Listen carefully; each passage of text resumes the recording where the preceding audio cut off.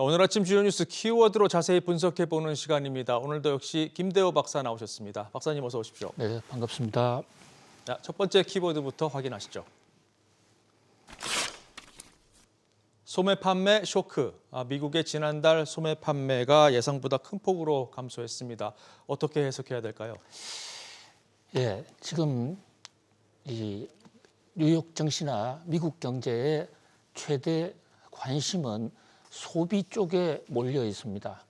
자, 소비가 건실하게 유지되느냐, 그러면서도 좀 과열은 어느 정도 벗어나는 그런 이상적 어떤 감소, 이런 정도를 기대해 왔는데요.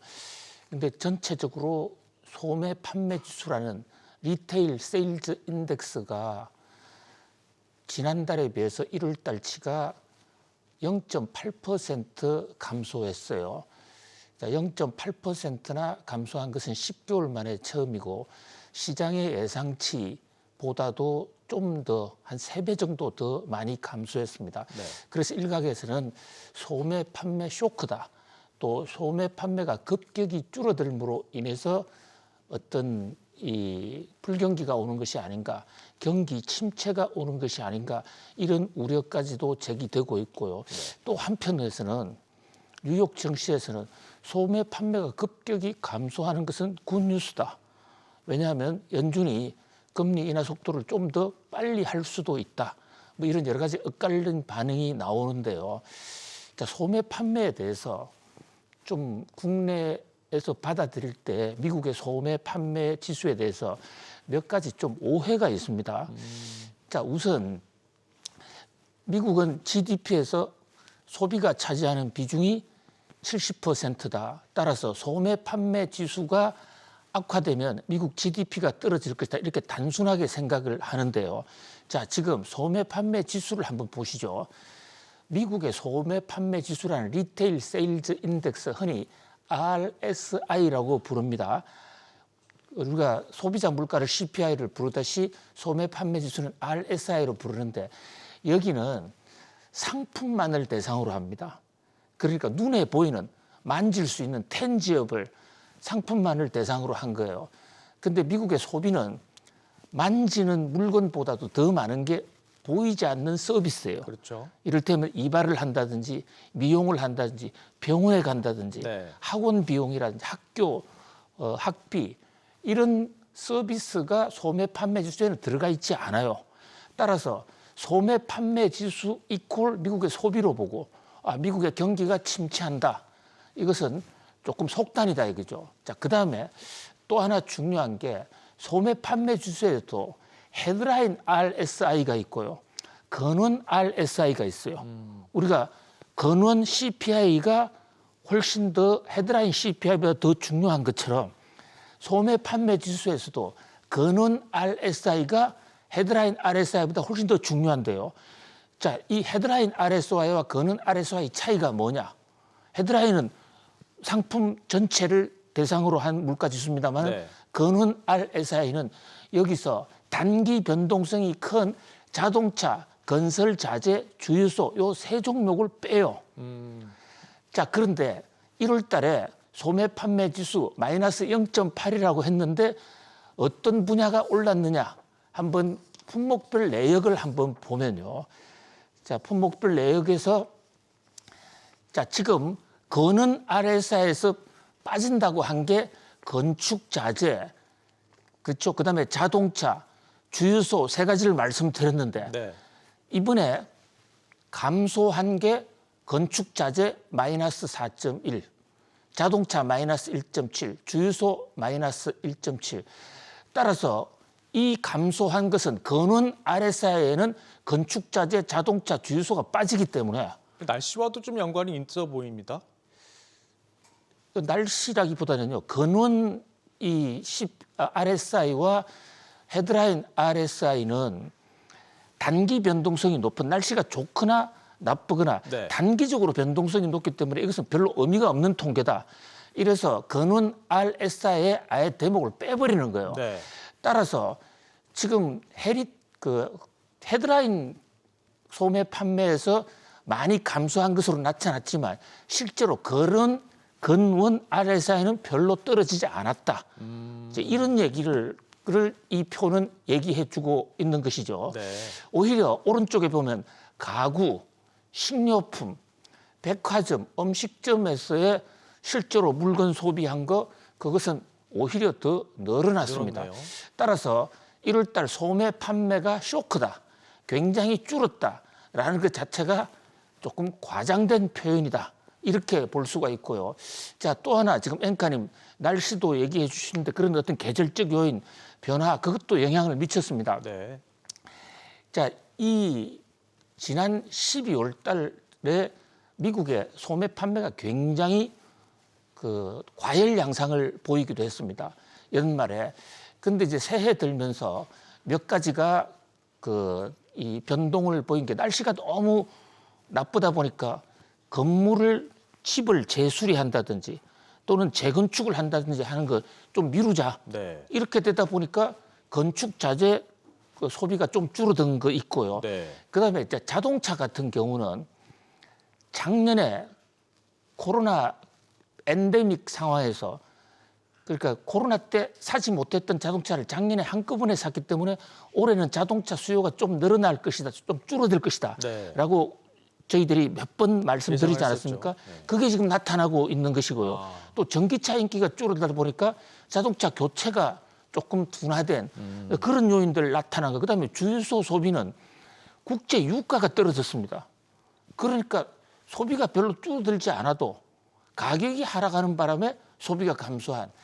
그래서 지금 미국의 금리 인하와 관련해서 지금 세계가 미국 경제의 변곡점과 관련해서 미국의 거시경제 지표가 어떻게 변할 것인가를 해서 굉장히 주목을 많이 하고 있는데 네. 그럴 때일수록 우리가 이 거시경제 지표가 갖는 의미 이를테면 CPI에서도 근원 CPI 또는 슈퍼 근원 CPI 이거 중요하다 말씀드린 그 마찬가지로 소매 판매에서도 이제는 근원 소매 판매 지수까지도 좀 같이 볼 필요가 있다.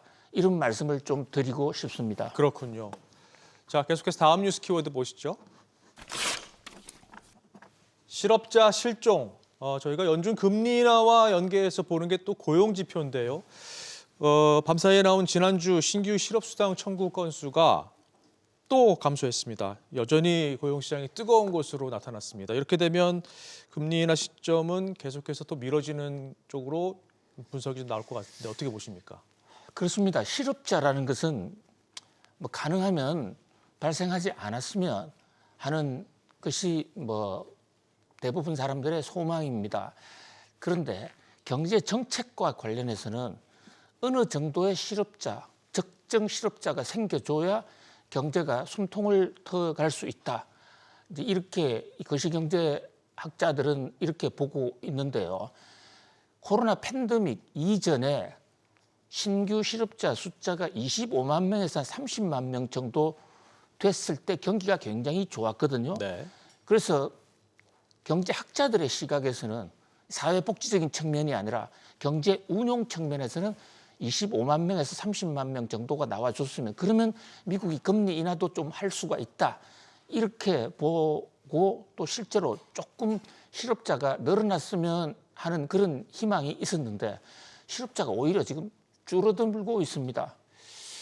자, 이거 일자리는 늘어나고 실업자 숫자가 20만 명 선에서 좀채 늘어나지 않고 조금씩 줄어드는 그런 양상이 나오고 있다. 이것은 여전히 미국 경제가 뜨겁고 좋다. 이런 면에서 잘 운영하면 연착륙으로 갈 수도 있지만 그러나 금리 인하의 속도는 더 늦어질 수가 있다. 이제 이런 우려가 제기가 되고 있는 것이거든요. 뭐 그런 각도에서 밤사이 나타난 소매 판매가 급격히 감소했다.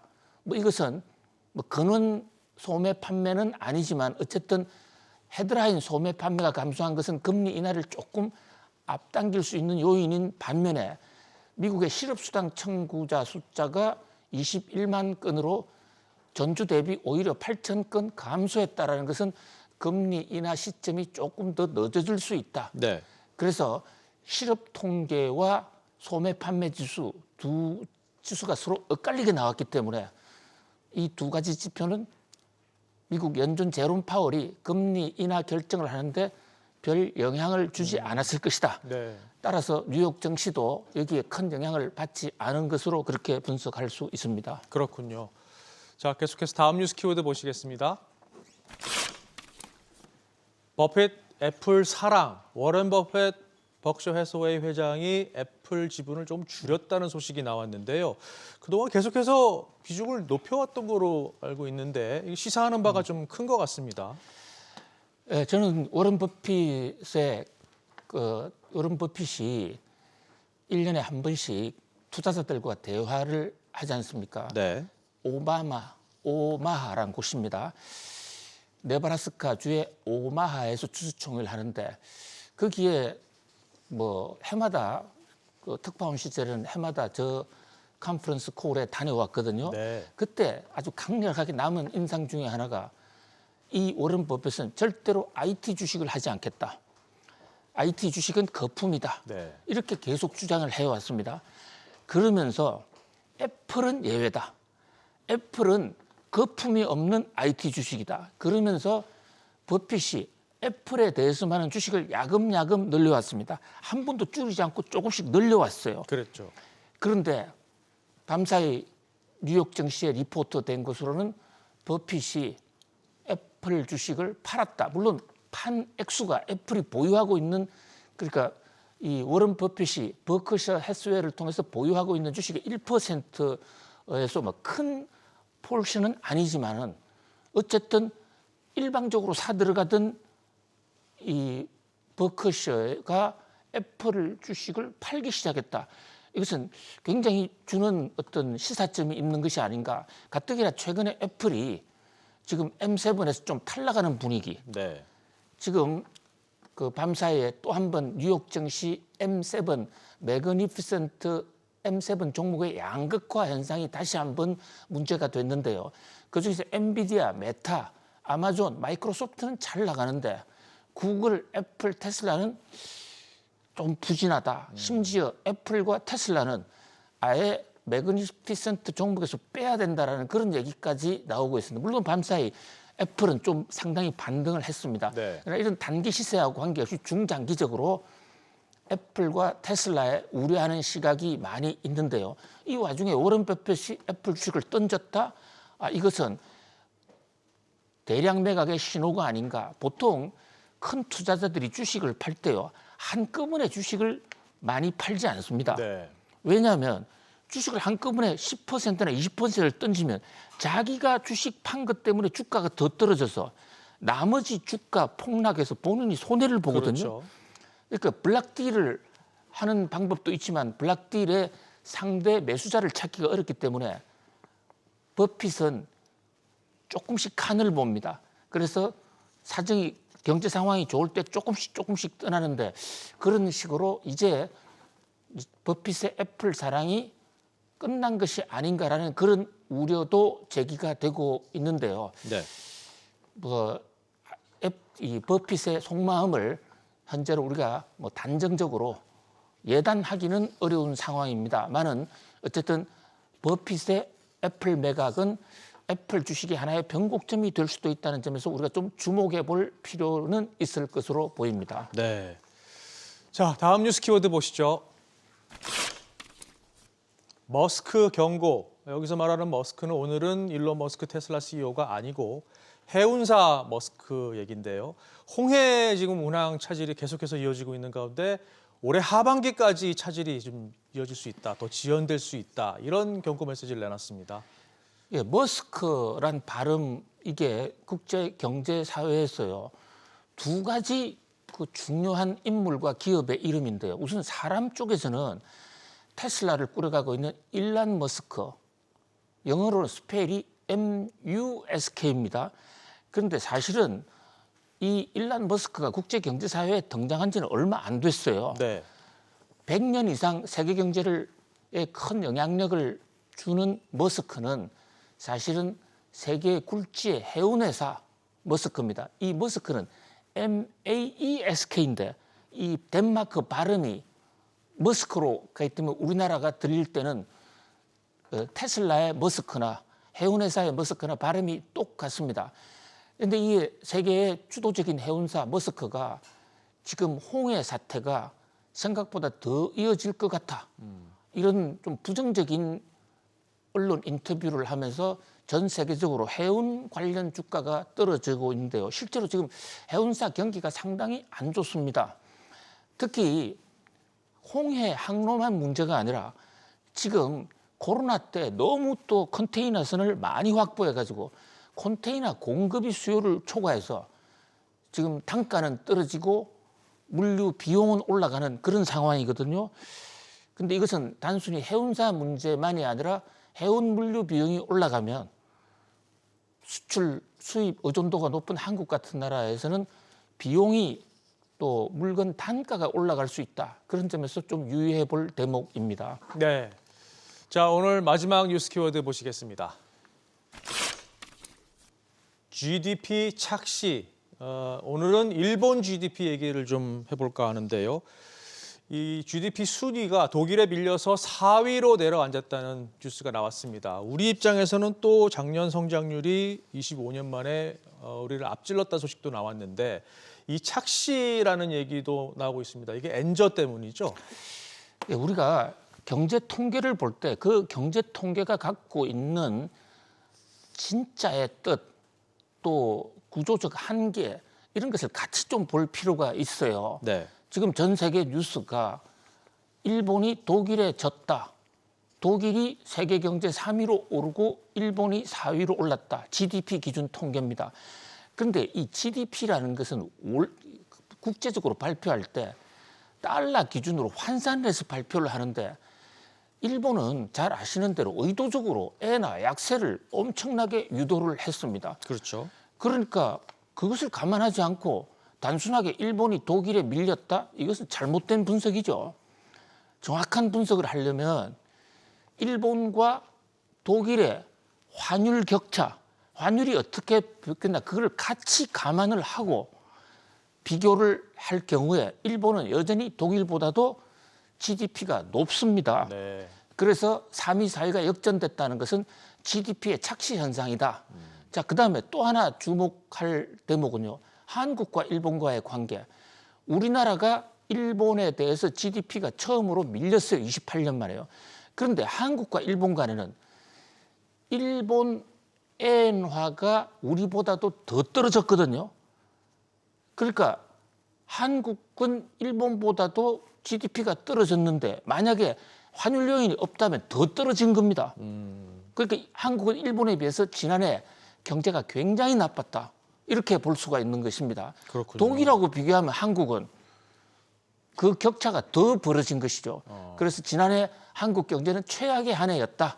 이렇게 볼 수가 있는 것인데 더더군다나 니혼게이자에 같은 데서는 반도체 불황 때문에 한국 경제가 어려웠던 2023년은 이 기조가 인구 감소 등으로 해서 계속 이어질 수 있다. 그래서 한국 경제가 지금 세계 경제에서 상당히 어렵다. 특히 지금 한국 코스피, 코스닥만 떨어지고 있는 것도 이런 GDP의 간극 현상과 네. 결코 무관하지 않은 것으로 보여서 우리 경제의 좀 구조적 개혁 이것이 매우 시급한 것으로 네. 보여집니다. 네. 일본 증시와 국내 증시를 비교해서 좀 더 알아봤으면 좋겠는데 그건 다음에 좀 더 다시 부탁을 드리겠습니다. 자, 오늘 짚어본 뉴스 키워드 다시 한번 보실까요? 소매 판매 쇼크, 실업자 실종, 버핏, 애플 사랑, 머스크 경고, GDP 착시까지 짚어봤습니다. 박사님 오늘도 도움 말씀 고맙습니다. 고맙습니다.